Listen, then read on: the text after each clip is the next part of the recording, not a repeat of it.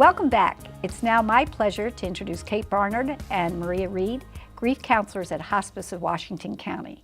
Kate received her master's degree from the University of Frostburg, and Maria obtained her master's degree in school counseling from Shippensburg University. Together, these two women provide compassionate support to many, including children, in Washington County who are struggling to cope with the death of a loved one. Because people are unique and have different needs and ways of expressing their feelings and emotions, the bereavement team at Hospice of Washington County offers a variety of programs, support groups, workshops, and remembrance celebrations.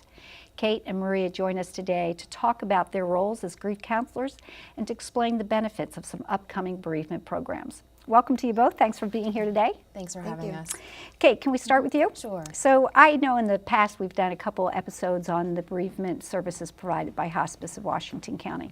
But I know that you also do a lot of support group work, and I was wondering, are there certain benefits or certain ways about group processing that you could talk about and how that benefits the clients you see? Oh, absolutely. Grief can be such an isolating event. You feel like you are all alone, that there is no one that gets it.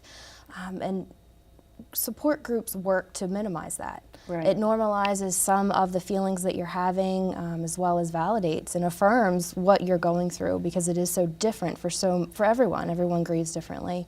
So it's definitely a benefit to just come together with a community of people that just get it. Right. So you're not alone. No. Yeah. No. Yeah, that's super. Absolutely not. And what is the average size of your support groups, or do they vary? It varies. We have the drop-in groups, Hearts of Hope, which the evening group is the one that I facilitate. We do that on the second and fourth Thursday of every month. The day group runs on Mondays, the first and third Monday from 10:30 to 12. The size varies. Sometimes we can anywhere from maybe 5 to 15, even 20. Okay, great. And have you been able to witness healing take place? What's it look like as you see these people making progress? It's absolutely beautiful thing to see. We typically meet people when they are in the very beginning of their grief journey, and that is a very raw and emotional, vulnerable time. So when people come to their first group, sometimes they will sit and they'll simply cry the whole time they're there. Other times, they don't speak, they don't participate, but then as they keep coming back and they keep walking through with the grief process, you just see the transformation where they're leaning into their grief, they're walking through it and they're figuring it out. So you can see parts of their personality coming back. So in that beginning, even if they don't say anything, they must get something out of it if they come back. They just come back. Yeah, that's great. And how about, do you have some upcoming programs, support group programs? What sort of things do you have going on? Okay, the one important thing to mention that we have coming up on May 23rd is our Remembering Our Parents workshop. Spring makes you think of Father's Day and Mother's Day, and it's a wonderful celebration if you still have those people in your life. It can be very difficult if you don't. So what we aim to do, we're doing this workshop where we want to give some people some ideas on how to commemorate their parents, as well as just some self-care. Let's get a plan in place so that when this day hits you, we can soften it a little bit. Now you said that's May 23rd? May 23rd. And where is that going to be? Our main office, 747 Northern Avenue. And what time? At 5:30 to 7. Perfect. And if you'd like to register, just call or email. That sounds great. Okay, so let's talk with you, Maria, a little bit about your program. So you work a lot with children who are in grief and bereavement. Yes, I so do. Can you talk us a little bit about the ways you support them and the programs you offer? Yes, the first thing we're going to do on April 19th is going to focus more on the adults that actually work with children. Oftentimes, the adults don't know what to say to children or what to expect when children are grieving.